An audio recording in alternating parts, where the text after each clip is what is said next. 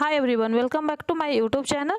आज हम लोग देखेंगे कि भारत में कितने बाईफराए हुए गवर्नर जनरल, ये सब कौन कौन इम्पोर्टेंट थे और उनका क्या क्या कार्य था जो उन्होंने किया। तो आज हम लोग उसके बारे में देखेंगे।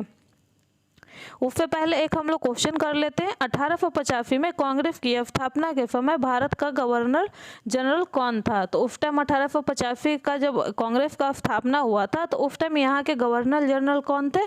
Lord Dufferin.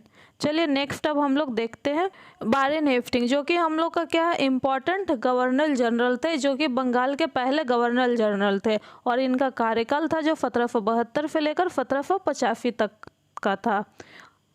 Warren Hasting Bengal के पहले गवर्नर जनरल थे, जो कि इम्पोर्टेंट क्वेश्चन है हम लोग का। और इन्होंने क्या है, अपने कार्यकाल में इन्होंने क्या है, प्रशासन की दोहरी व्यवस्था को समाप्त किए। ये क्या किए हैं इनके, ये क्वेश्चन आता भी है हम लोग के एग्जाम में कि दोहरी व्यवस्था को कौन समाप्त किया, तो कौन किया है? Warren Hasting. और पहला आंग्ल मराठा युद्ध उनके द्वारा लड़ा गया और फलवाई की संधि पर भी हस्ताक्षर किए गए। यानी कि पहला आंग्ल मराठा युद्ध था जो इन्हीं के द्वारा लड़ा गया था और फलवाई की जो संधि हुई उस पर हस्ताक्षर किए थे वारेन हेस्टिंग। नेक्स्ट पॉइंट है, इनके कार्यकाल में ही क्या किया गया था कि भगवद गीता का पहला अनुवाद किया गया था। ये भी हम लोग का मोस्ट इम्पॉर्टेंट क्वेश्चन है। नेक्स्ट देखते हैं हम लोग।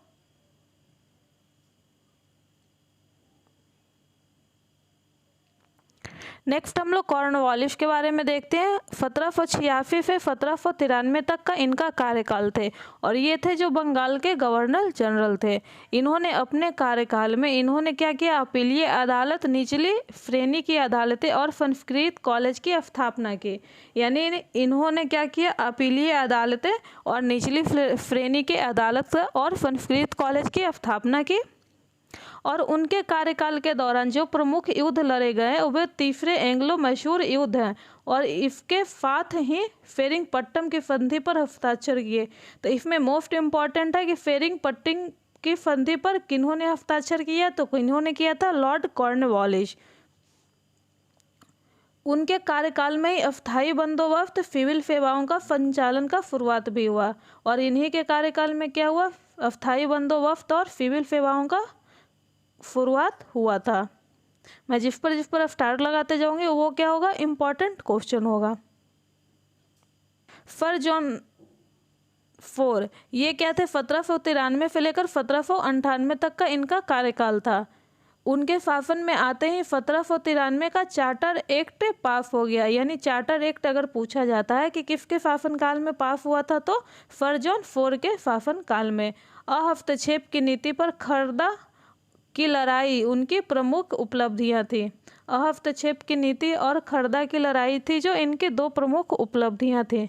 लॉर्ड वेलेस्ली, जो कि मोस्ट इम्पॉर्टेंट है, इनका क्या था कार्यकाल, 1798 से 1850।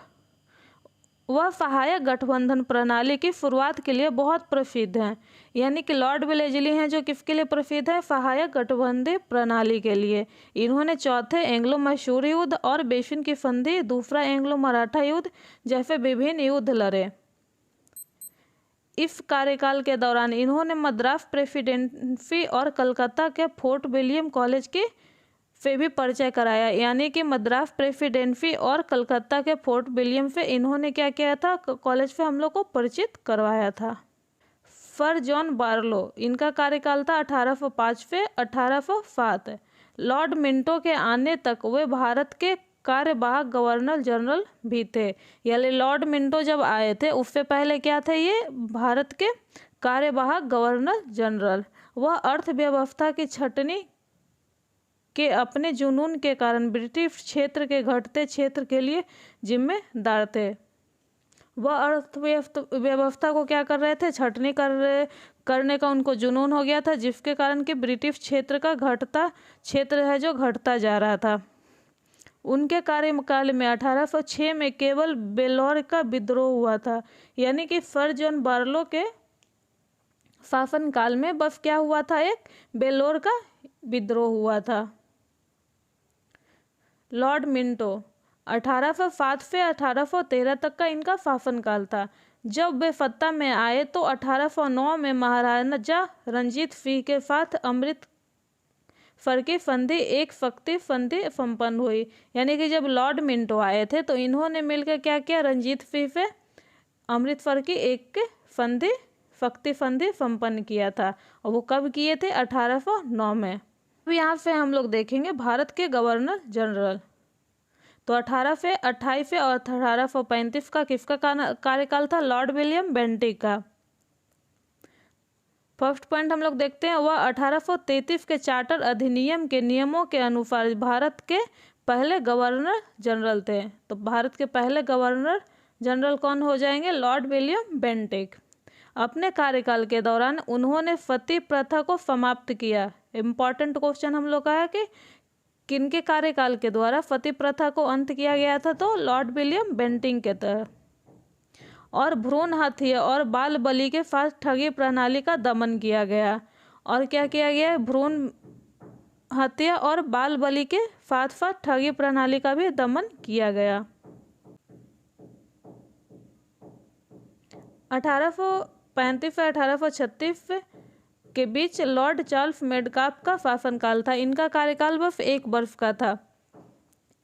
इन्होंने आमतौर पर भारतीय प्रेस का मुक्तिदाता कहा जाता है। इनसे मोस्ट इम्पॉर्टेंट क्वेश्चन हम लोग का क्या है कि भारतीय प्रेस का मुक्तिदाता किसे कहा जाता है, तो लॉर्ड चार्ल्स मेडकाफ को, क्योंकि उन्हें खुले तौर पर भारत में एक खुले प्रेस का प्रतिबंध वापस ले लिया था।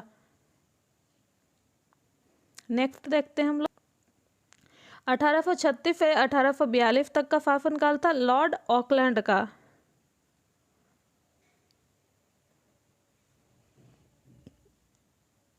इनके कार्यकाल के दौरान इन्होंने अपने शासनकाल में घरेलू स्कूलों के कई सुधार किए। यहाँ हम लोग का छूट गया। अपने कार्यकाल में इन्होंने क्या किया था कि घरेलू स्कूलों में कई तरह के सुधार किए थे।